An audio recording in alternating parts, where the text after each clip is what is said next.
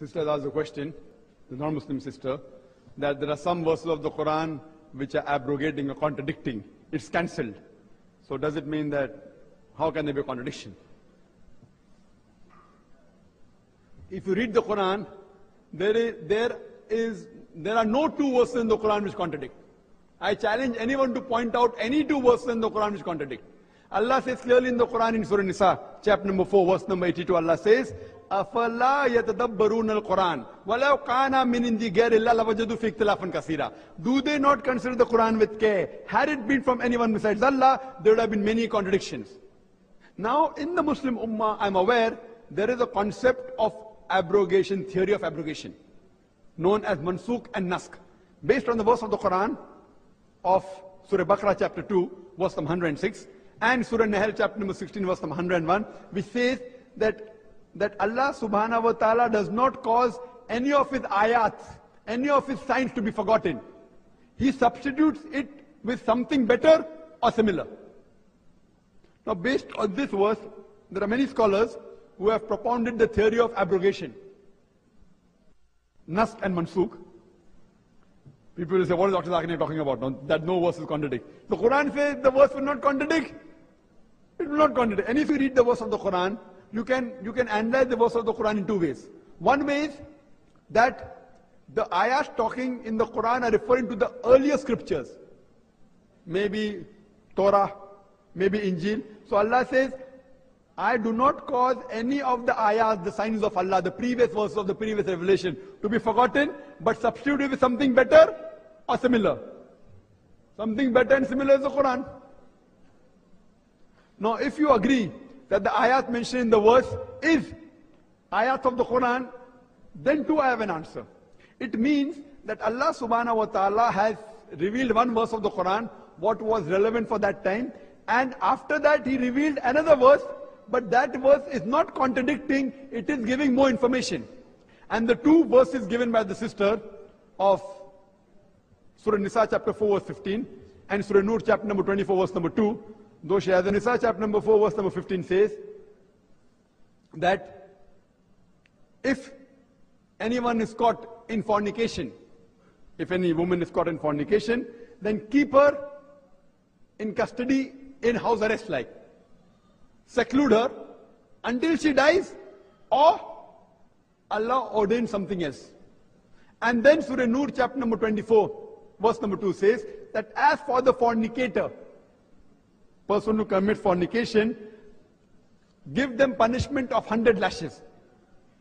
Now people will think, is there a contradiction? If the first Quranic verse of Surah Nisa chapter 4, 15 had said that put the woman in house arrest and a full stop, then Surah Nur of 100 lashes would contradict. It says that keep them in house until they die or until Allah gives something else. The verse of the Quran does say that Allah will give some other punishment later on. If that part wasn't there, there would have been a contradiction. So there's no contradiction. It says that this punishment is temporary. Later on Allah will reveal something else.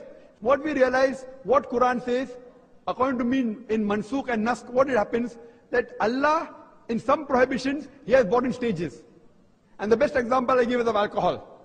The first verse to be revealed regarding alcohol is Surah Baqarah chapter 2 verse 219, where Allah says, in intoxicants, there is loss as well as profit. The loss is more than profit. This verse of the Quran does not prohibit alcohol. It only says, in intoxicant, there is loss and profit. The loss is more than profit. The next verse to be revealed of prohibition was Surah Nisa chapter 4 verse 43, which says that do not pray with your mind befogged. When you're intoxicated, do not pray. That means it's a higher degree now. Previously it did not say it was haram. It only gave you guidance. In intoxicant there is loss and profit, loss is more than profit. Next verse says, do not pray with your mind befogged. When you're intoxicated, you can't pray. Now since a Muslim has to pray 5 times a day, indirectly he can't pray. He can't have intoxicant the full day. In night, option is there. Not it's saying you should have. The final haram prohibition came in Surah Meydan, chapter 5, verse 90, which says, Ya ayyuhalladhina amanu, O you believe, innamal khamru wal maisuru, most certainly intoxicants and gambling, wal anzabu wal azlamu, dedication of stones, divination of arrows, rishtum min amali shaitan. These are Satan's handiwork. Fashtanibu lalakum tuflihun. Abstain from this handiwork that you may prosper. Here, the final prohibition came. Now, when this verse was revealed, barrels of alcohol, intoxicants were thrown on the streets of Medina, never to be filled again. Then the final haram came. Now if you analyze, many people say that the last verse of Surah Maidah chapter 5 verse number 90 has overruled Surah Baqarah chapter 2 verse 19. It is contradicting. It's not contradicting. It is giving more information. The first verse only told you there is loss and profit. Loss is more. Even today the verse is applicable. That verse is even correct today. Even in intoxicants today there is loss and profit. We as medical doctors know there is profit. But the loss is more than profit. The next verse says, don't pray when you're intoxicated. Even today that is applicable.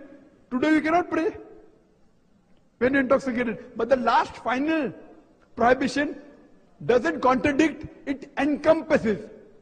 For example, I say that I live in UK. Fine. Then next day I say, I live in London.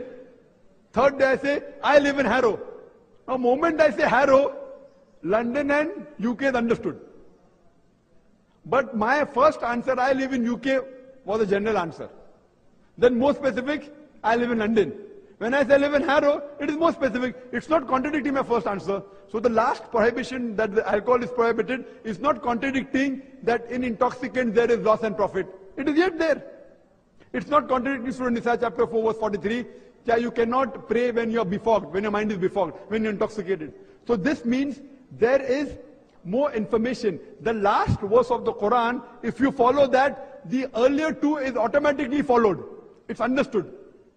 So therefore, according to me, and according to Allah subhanahu wa ta'ala, there is not a single contradiction in the Quran. If there were any contradiction, this book cannot be the word of Allah subhanahu wa ta'ala. So I disagree with anyone, let him be the greatest scholar in the world.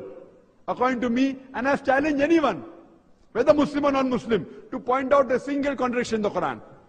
They will never do it and never will be able to do it.